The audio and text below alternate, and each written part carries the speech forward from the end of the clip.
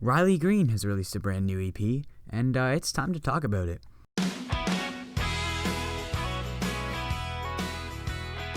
This is Riley Green's second 5-track EP of 2020, but his first one, Valley Road, was an acoustic EP, and it featured 3 songs that had already been released.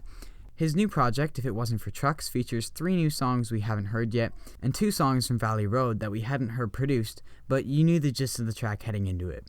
I'd like to begin this review by saying this EP sounds excellent. Tracks like Jesus and Wranglers just make me want to get up and dance. It has a nice 2-step, groovy beat. I love that electric guitar intro playing off the drums. It all just fits together so beautifully. Jesus and Wranglers sonically reminds me of Out of Sight by Midland. I think Riley does have one of the better sounds among mainstream artists right now. Like Luke Combs, he enjoys his drums, but they fit.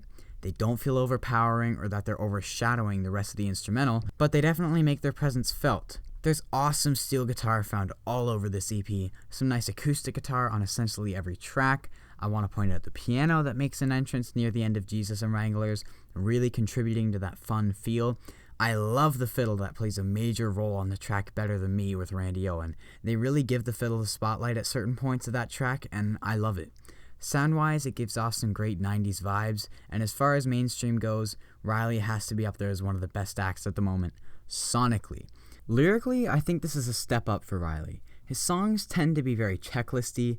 The best example of what I'm trying to say can be found in his arguably biggest hit, I Wish Grandpa's Never Died, where nothing in this entire song is related to grandpas or death except for the final line of the chorus.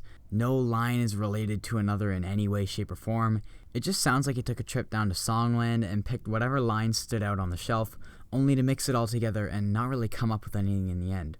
I began getting concerned when I heard him acoustically perform some unreleased tracks, and they were all the same thing. These checklist-style songs that have no story being told, no point being made. They're just these shallow, often very heard-it-before lines that don't have anything to do with each other. As a result of this songwriting style, I find it very easy to be left with a feeling of unfulfillment. Though I don't think this EP is offering anything overly special, it's a step in the right direction.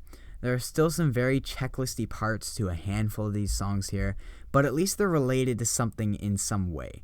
I still don't think they're good lyrics, but Riley seems to be slowly moving into some stronger songwriting, which I think he's very capable of.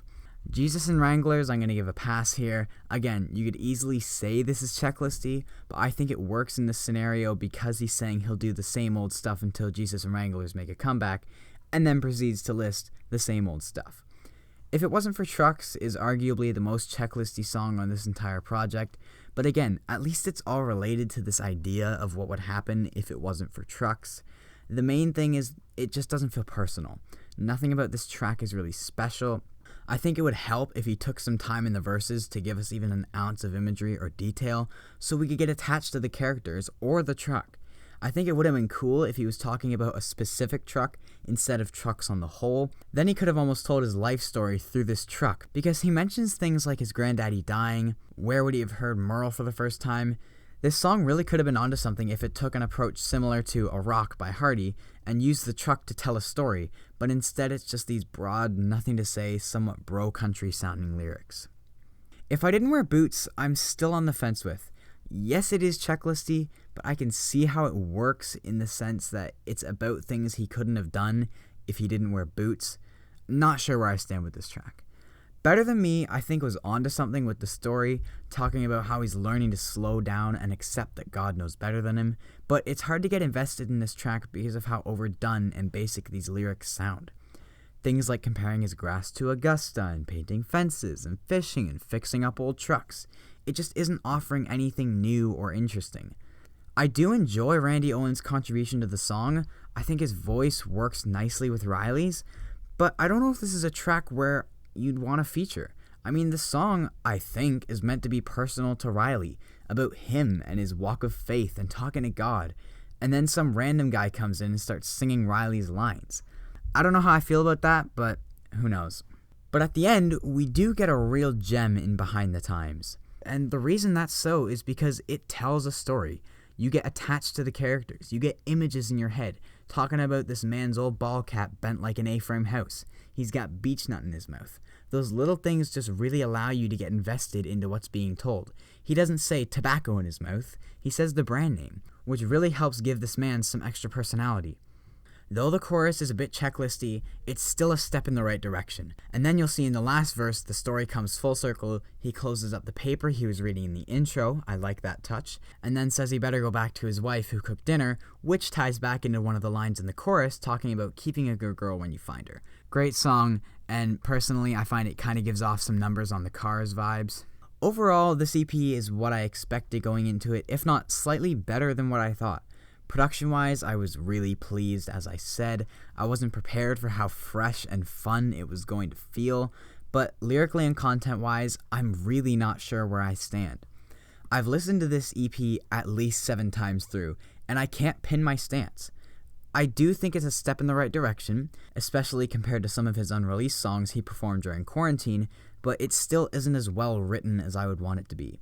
I think Riley has a phenomenal sound, and his voice has a very unique timbre to it, and it's fantastic in my opinion, but I find it's kind of being put to waste with some of these songs. I think Riley has incredible potential, I just don't think it's being put to the best of use on these broad, often shallow tracks. Either way, I'm very excited to see where Riley goes. He's still very early in his career, and I'm just eager to see what happens next. One little touch before I sign off. I might be crazy, but the start of the chorus in Better Than Me sounds like the start of the chorus in Talladega by Eric Church. Comment below if you hear it. Maybe I'm crazy, but that was today's video. I hope you enjoyed it. Like if you did, subscribe for more content, and yeah, have a great day.